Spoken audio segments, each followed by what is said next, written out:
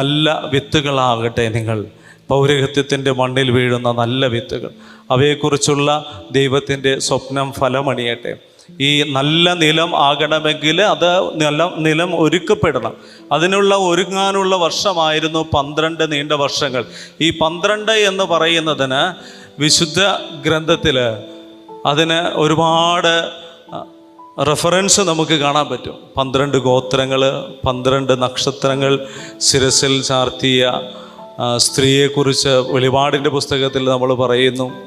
അതുപോലെ 12 ശിഷ്യന്മാർ 12 ദിവസത്തിൽ 12-ാം വയസ്സിൽ കാണാതെയായി പോകുന്ന ഈശോ, ദേവാലയത്തിലെ ഈശോയെ 12-ാമത്തെ വയസ്സിൽ നഷ്ടപ്പെട്ടു പോകുന്ന ഒരവസ്ഥ, ഇതെല്ലാം സൂചിപ്പിക്കുമ്പോൾ ഈ 12ൻ്റെ പ്രത്യേകത. അച്ഛൻ സെമിനാരി ചേർന്ന് 12 വർഷത്തെ പരിശീലനത്തിന് ശേഷമാണ് 12ന് വല്ലാത്തൊരു പ്രത്യേകതയുള്ളത്.